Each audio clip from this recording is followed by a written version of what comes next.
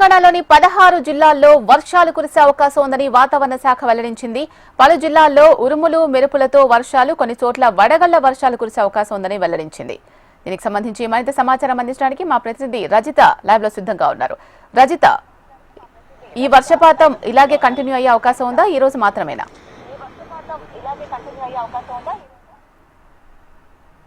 Yes Sheela, రాష్ట్రంలో మనకు ఇటీవల కాలంలో చూసుకున్నట్లయితే విభిన్న వాతావరణ పరిస్థితులు అయితే కనిపిస్తూ ఉన్నాయి. ఓవైపు ఉదయం నుంచి మధ్యాహ్నం వరకు కూడా అధికంగా ఉష్ణోగ్రతలు నమోదవుతూనే, మరోవైపు మధ్యాహ్నం అయ్యేసరికి కూడా వాతావరణం అంతా చల్లబడి వర్షాలు కురుస్తున్నాయి. అయితే అటు ఉత్తర తెలంగాణ రాష్ట్రాల్లోనూ ఇటు ఈశాన్య రాష్ట్రాల్లోనూ ఏర్పడినటువంటి ద్రోణుల ప్రభావం కావచ్చు, మరోవైపు చక్రవాత ఆవర్తనాల ప్రభావంతో కూడా నగరంతో పాటు రాష్ట్ర వ్యాప్తంగా కూడా పలు జిల్లాల్లో వర్షాలు కురుస్తున్నాయి అని వాతావరణ శాఖ నిపుణులు అయితే హెచ్చరిస్తా ఉన్నారు. ఇప్పటికీ మనం గత కొన్ని రోజులుగా అయితే ఇవే పరిస్థితులు మనకి రాష్ట్ర వ్యాప్తంగా అయితే నెలకొన్నాయి. పలు చోట్ల అంటే అటు ఉత్తర తెలంగాణ జిల్లాలు కావచ్చు, ఇటు రాష్ట్ర వ్యాప్తంగా కూడా కొన్ని జిల్లాల్లో అయితే వడగండ్లు ఈదురుగాలులతో కూడినటువంటి వర్షపాతం నమోదవుతుంది.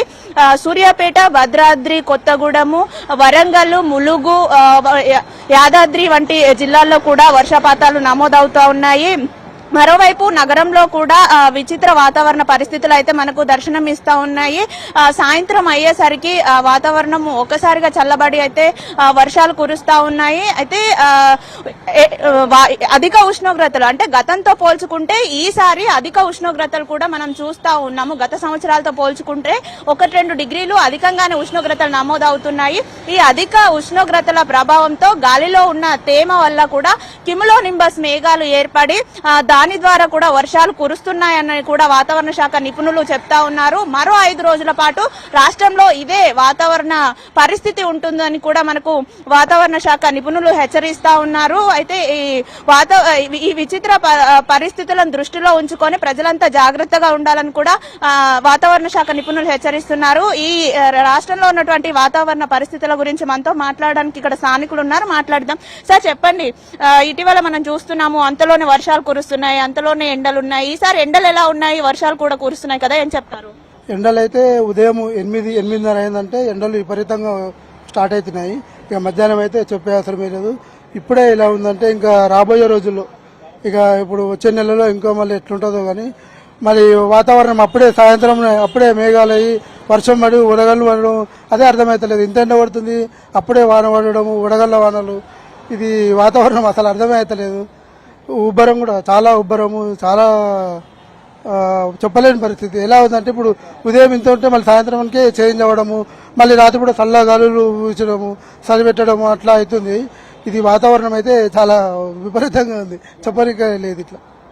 అంటే ఈ వాతావరణ పరిస్థితులు ఇట్లా ఉన్న నేపథ్యంలో ఎలాంటి జాగ్రత్తలు తీసుకుంటారు? నేనేమంటున్నా, నేను మీరుపేట ఇక్కడ సోషల్ మీడియా, నేను ఇక్కడ స్థానిక సోషల్ మీడియా కాంగ్రెస్ పార్టీ, నేనేమందంటే ప్రజలకు ఒకటే ముందు జాగ్రత్తలు తీసుకోండి. ఇప్పుడు బయట వెళ్ళినప్పుడు ఎండ ఉందని ఊరుకోకుండా ఛత్రి కానీ, రెయిన్ కోట్లు కానీ అలాంటివి బండిలో కానీ పెట్టుకొని తీసుకెళ్లడం చాలా మంచిది.